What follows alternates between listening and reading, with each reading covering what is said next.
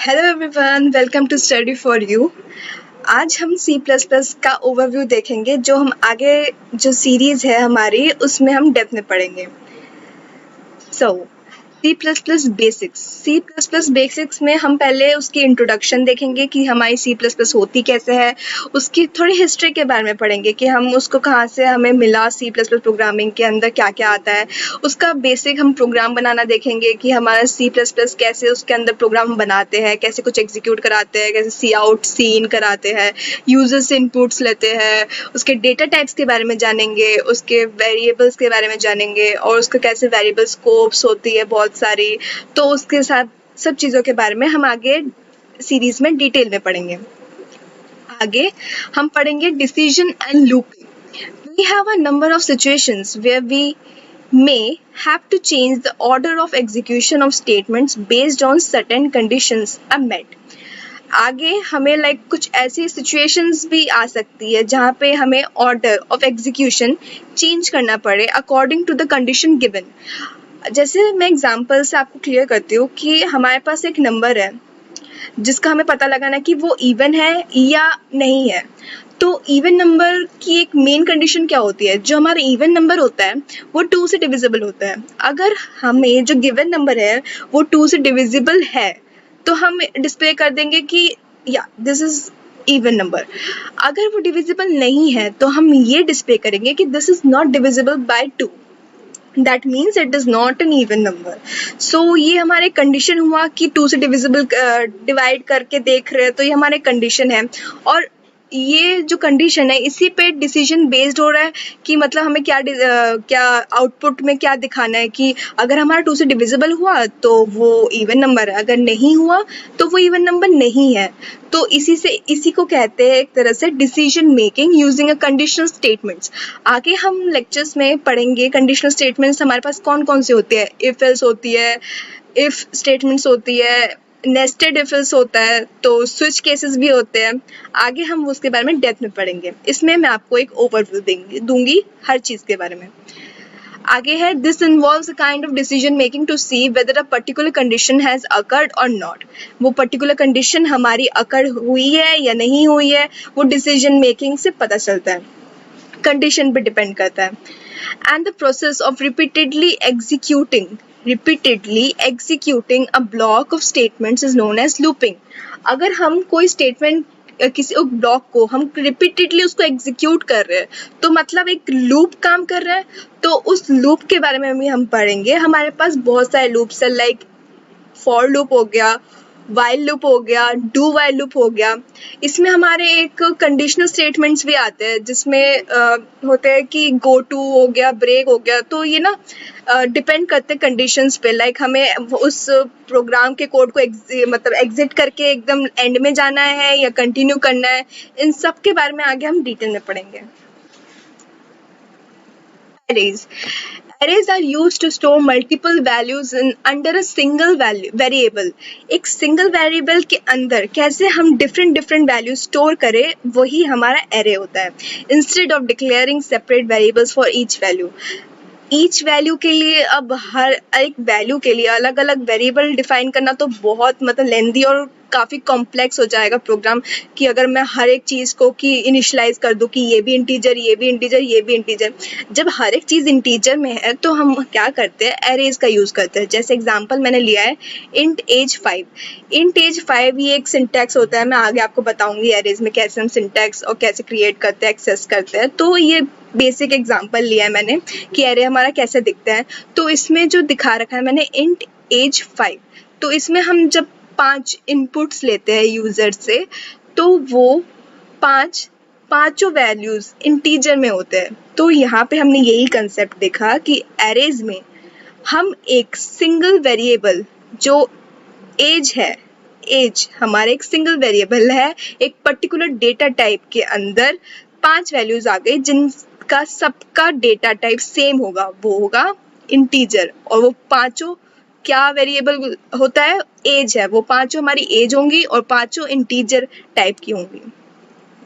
अगला स्ट्रक्चर्स, हम स्ट्रक्चर्स के बारे में भी पढ़ेंगे. A structure creates a data type that can be use to group items और possibly different types into a single type. Structure जो है, हम एक तरह से इसको ऐसे डिफाइन कर सकते हैं कि एक तो पहले हम इसमें स्ट्रक्ट कीवर्ड का यूज़ करते हैं स्ट्रक्चर को डिफाइन करने के लिए. जैसे मैंने एक एग्जांपल भी ले रखा है कि struct point in text Y. ये एक छोटा सा मैंने एग्जांपल, बेसिक एग्जांपल ले लिया कि आइडिया देने के लिए कि ये स्ट्रक्चर हमारा कैसे दिखता है, कैसे फॉर्म होएगा.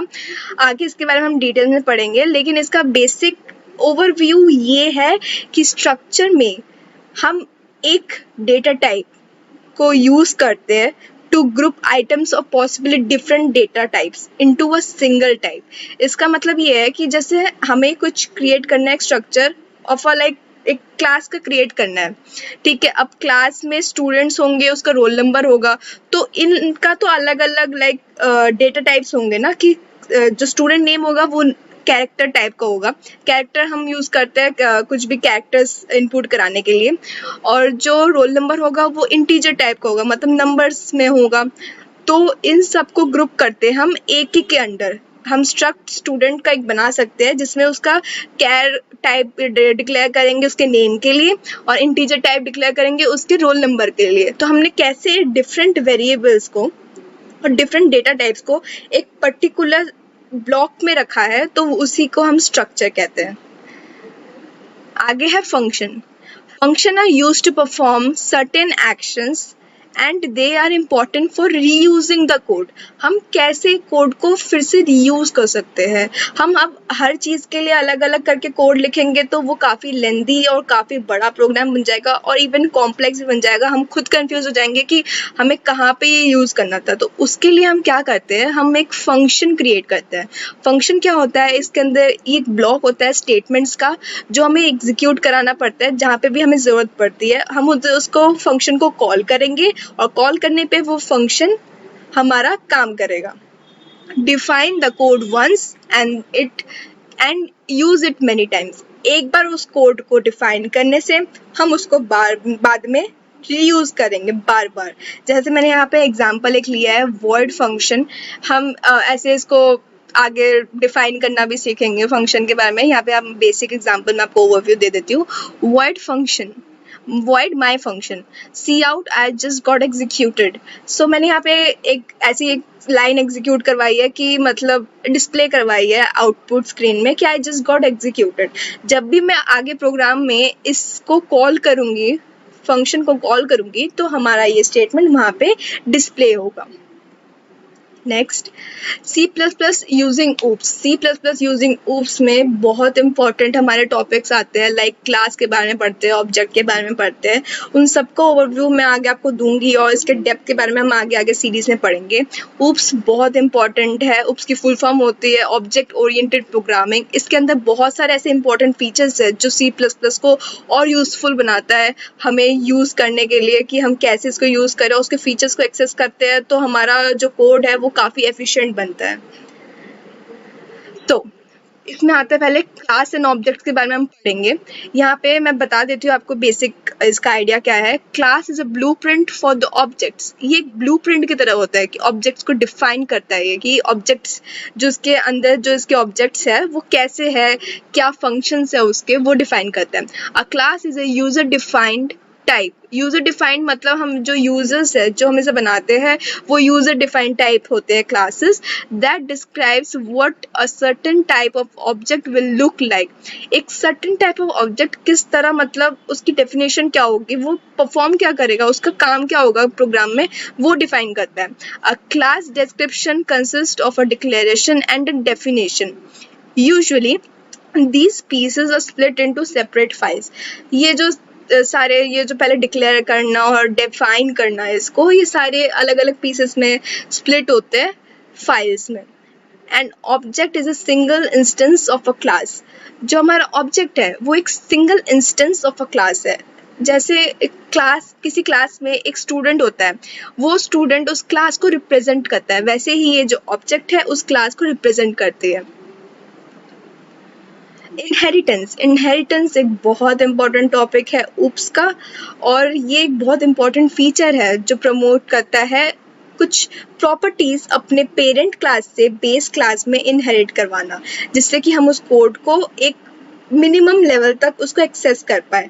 आगे हम इसमें काफ़ी विजिबिलिटी मोड्स के बारे में भी पढ़ेंगे, तो अभी के लिए फ़िलहाल मैं इसका आपको ओवरव्यू दे दूँ कि the capability of a class to derive properties and characteristics from another class is called inheritance. कैसे एक क्लास दूसरे क्लास से इनहेरिट कर सकता है प्रॉपर्टीज़, उसी को हम इनहेरिटेंस कहते हैं। Polymorphism. The word polymorphism means having many forms. Poly मतलब many, morph means forms.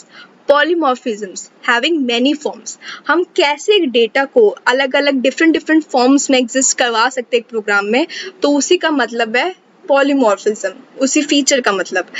In simple words, we can define polymorphism as the ability of a message to be displayed in more than one form. एक message को कैसे हम अलग अलग form में display कराएंगे, उसी को हम polymorphism कहते हैं। तो या एनकैप्सुलेशन भी ओप्स का एक बहुत इंपॉर्टेंट फीचर है जो प्रमोट करता है binding of the data together and the function that manipulates them. हमारे पास डेटा है और हम जो फंक्शंस बनाते हैं उसको मैनिपुलेट करने के लिए कि हमें ये एग्जीक्यूट करना है, ये डिस्प्ले कराना है, ये कराना है, वो कराना है, तो जो भी हम फंक्शन मैनिपुलेट करने के लिए यूज़ करते हैं और जो डेटा है, इन दोनों चीज़ों को बाइंड करता है। एनकैप्सुलेशन एक फीचर है जो इस चीज़ को बाइंड करता है। Abstraction means displaying only the essential information and hiding the details. Data abstraction refers to the providing only essential information about the data to the outside world and hiding the background details on the or the implementation. ये जो abstraction है, abstract करना मतलब जो essential information है, एक bulk है information का, ठीक है, तो अब उसमें से हमें सिर्फ एसेंशियल इंफॉर्मेशन को एक्सट्रैक्ट करना है। एब्स्ट्रैक्ट करके जो मतलब ये जो है सिर्फ एसेंशियल इंफॉर्मेशन डिस्प्ले कराता है यूज़र को, और जो बैकग्राउंड की जितनी भी डिटेल्स होती है, जितनी भी वर्किंग है या जितने भी फंक्शन रन हो रहे हैं, कुछ भी हो रहा है, तो वो हाइड कर देती है फंक्शन को, और जो मेन डेटा डिस्प्ले कराना है जो यूज़र को चाहिए। अब यूज़र को थोड़ी ना चाहिए कि वो कैसे रन कर रहा है, क्या कर रहा है, बैकग्राउंड में क्या क्या चल रहा है, वो तो नहीं डिस्प्ले कराना उसको। इतना जितना यूज़र ने पूछा है वो उतना ही डिस्प्ले कराता है। जैसे मैं कोई एक रियल लाइफ एग्जांपल देती हूँ कि जैसे हम एटीएम मशीन यूज़ करते हैं, जब हम कोई अमाउंट विड्रॉ कर रहे हैं तो हमें मशीन में लिखा आता है कि हमने इतना अमाउंट लिया और बाकी का कितना बचा है, अपना कितना बैलेंस था, ठीक है। तो अब एटीएम में आगे उसके अंदर क्या वर्किंग चल रही है, कैसे उसने कैलकुलेशन की, ये तो शो नहीं करता यूज़र को। सिर्फ उतना जितना हमें डिस्प्ले कराना होता है यूज़र को, वही डिस्प्ले कराता है। यही इस फीचर का मतलब है। Construction and destruction. Construction use होता है construct, as the word defines. Construction a special class function which performs initialization of every object. हर एक ऑब्जेक्ट जब भी क्रिएट होता है तो उसको इनिशलाइज कराने की ड्यूटी कंस्ट्रक्टर्स की होती है, ठीक है। और जैसे ही मतलब इनिशलाइज कराने का मतलब होता है कि हमें मेमोरी में उसको एक जगह देना जिससे कि वो एग्जीक्यूट हो सके। अब डिस्ट्रक्टर क्या करता है, डिस्ट्रॉय करता है। By the name we can understand destructor destroys the object। जब ऑब्जेक्ट का काम हो जाए तो उस मेमोरी से उसको डिस्ट्रॉय करना, जिससे कि हमारी वो मेमोरी फ्री हो जाए अगले को एग्जीक्यूट कराने के लिए, मतलब और स्टोर कराने के लिए। तो ये बहुत इंपॉर्टेंट है डिस्ट्रॉय कराना, वरना हमारी मेमोरी मतलब वेस्ट होती है बिल्कुल ही, क्योंकि हमें और भी जो ऑब्जेक्ट्स है मतलब इनिशलाइज और वो करवाना पड़ता है, एक्सेस एग्जीक्यूट करवाना पड़ता है। तो उसके लिए कंस्ट्रक्टर तब भी कॉल होगा जब ऑब्जेक्ट्स हमारे इनिशलाइज होते हैं, और डिस्ट्रक्टर को यूज़ करना बहुत इंपॉर्टेंट है जिससे कि हमारी मेमोरी एलोकेशन बनी रहे और हमारी मेमोरी फ्री होती रहे।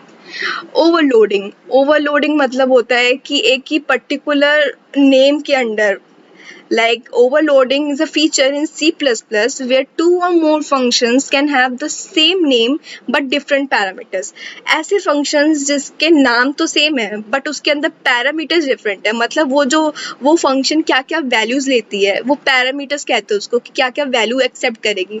लाइक एक फंक्शन हो गया जो इंटीजर वैल्यू लेगी, सिर्फ एक हो गया 2 इंटीजर वैल्यू लेगी। तो ये अलग अलग टाइप्स होते हैं ओवरलोडिंग के भी। लाइक पहला होता है फंक्शन ओवरलोडिंग, दूसरा होता है ऑपरेटर ओवरलोडिंग। ये आगे हम डेप्थ में पढ़ेंगे। बाकी मैंने आपको इसका ओवरव्यू बता दिया कि कैसे हम यूज़ कर सकते हैं इस फीचर को भी अपने प्रोग्राम कोड में। अगला है C++ एडवांस। ये तो सारा बेसिक्स और उसमें कवर हो गया, उसमें भी कैसे हम उसको यूज़ करेंगे। अब आते हैं हमारा C++ एडवांस कि एडवांस लेवल में भी हम इसके अंदर टॉपिक्स देखेंगे। पहला है फाइल हैंडलिंग। फाइल हैंडलिंग में हम पढ़ते हैं कि हम कैसे टेक्स्ट फाइल और बाइनरी फाइल में पहले हम डिफ्रेंशिएट करना सीखेंगे। हीप मेमोरी के बारे में भी पढ़ेंगे और इसमें लाइक बाइनरी फाइल्स को लेके काम होगा कि कैसे हम उसमें रीड करवा सकते हैं, राइट करवा सकते हैं, और भी बहुत सारे ऐसे फीचर्स होते हैं, मेथड्स होते हैं उसमें यूज़ करने के लिए। सेकंड है हमारी exceptional handling. Exceptional handling usually अगर होती है जब हम किसी प्रोग्राम को करते हैं, तो इसमें क्या होता है, अगर फॉर एग्जाम्पल इफ मैंने एक नंबर को 0 से डिवाइड करा दिया तो अब वहाँ पे एक एरर आ जाता है, उसको वो आगे रन नहीं होता, एक कंपाइल टाइम एरर सा आ जाता है कि मतलब ये तो 0 से हो गया, तो वो एग्जिट कर जाता है, कोड हमारा रन नहीं हो पाता है। तो उस एक्सेप्शन को हम कैसे हैंडल करेंगे वो हम आगे के लेक्चर्स में, वीडियो लेक्चर्स में मैं आपको सिखाऊंगी। एक्सेप्शन हैंडलिंग कैसे, ट्राई कैच ब्लॉक्स यूज़ होते हैं हमारे एक्सेप्शन हैंडल्स करने में, और मतलब कैसे इसके अलग अलग टाइप्स भी होते हैं, कितने तरह के हमारे एक्सेप्शंस होते हैं, वो सब के बारे में आपको बताऊंगी। थर्ड है टेम्पलेट्स। टेम्पलेट्स काफ़ी इम्पोर्टेंट होता है, मतलब ये डायनामिकली मेमोरी को हम कैसे यूज़ करें वो डिफाइन करता है। फोर्थ है स्टैंडर्ड टेम्पलेट लाइब्रेरीज। ये भी डायनामिकली कैसे हम उसको यूज़ करें, और इस लाइब्रेरी के, इस पर्टिकुलर लाइब्रेरीज के अंदर बहुत सारे ऐसे मेथड्स है जो हम उस फंक्शन, ऐसे एक वर्चुअल फंक्शन भी आएगा तो जिसके अंदर हम यूज़ करेंगे डेटा को यूज़ करने के लिए, और लाइक हमें उसमें अलग अलग डिफाइन करने की ज़रूरत नहीं पड़ती, हम एक ही में डायनामिकली उसको एलोकेट करवा सकते हैं मेमोरी में। ये सब के बारे में हम डिटेल्स में पढ़ेंगे आगे के लेक्चर्स में। Hope we will meet soon in the further lectures. So आज के लिए thank you.